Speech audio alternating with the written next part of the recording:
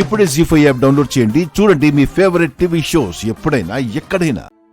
Doctor, నేను ఇంటికి వెళ్ళొచ్చా? అంతా ఓకే కదా? ఇంటికి వెళ్ళొచ్చమ్మా, కాకపోతే ఓ 2 గంటలు ఇక్కడే ఉండాలి. మిమ్మల్ని మేము అబ్జర్వ్ చేయాలి. అప్పుడు మాత్రమే మిమ్మల్ని ఇంటికి పంపించగలం. ఇంకో 2 గంటలా? అవునమ్మా, తప్పదు. మామ్, ఇంకా 2 అవర్సే కదా, కొంచెం ఓపిక పట్టు. అమ్మయ్యా, ఆంటీ ఈ విషయం మీద చాలా స్ట్రాంగ్గా ఉన్నారు. నాకది చాలు. లేకపోతే ఇప్పుడు పోస్ట్ పోన్ అయ్యి మళ్ళీ ఎప్పుడు ఈ పరిస్థితి వస్తుందో తెలీదు.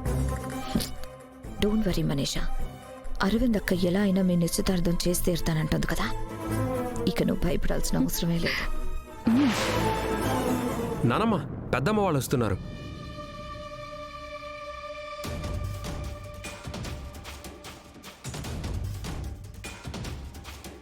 అరవిందా, నీకేం కాలేదు కదా? నాకేం పర్వాలేదు అత్తయ్య గారు, చిన్న దెబ్బేలేండి. అరవింద్ గారు, ఇప్పుడు ఎలా ఉంది? పర్వాలేదు పంతులు గారు. అయితే నిశ్చితార్థం మరో రోజు పెట్టుకుందామా?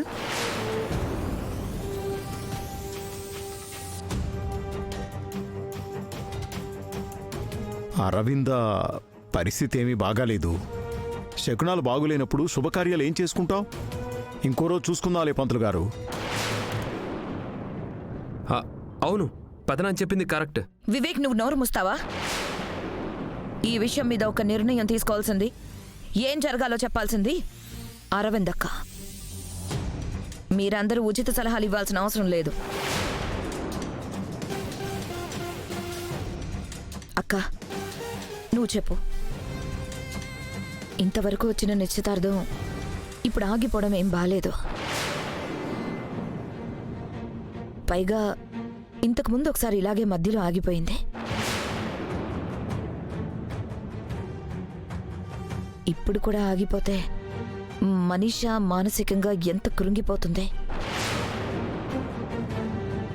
ఎంత బాధపడుతుంది, అది కూడా మనం ఆలోచించాలి కదా.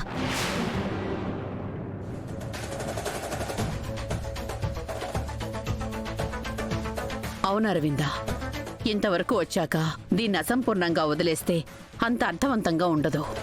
10 సార్లు ముహూర్తాలు పెట్టుకొని 10 సార్లు మళ్ళీ ఆపుకోవడం అంత శుభసూచకం కూడా కాదు.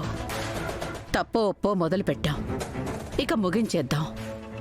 ఏమంటావు అరవిందా? అవును పంతులు గారు, ఏ నిశ్చితార్థం ఇక ఆగాల్సిన అవసరం లేదు.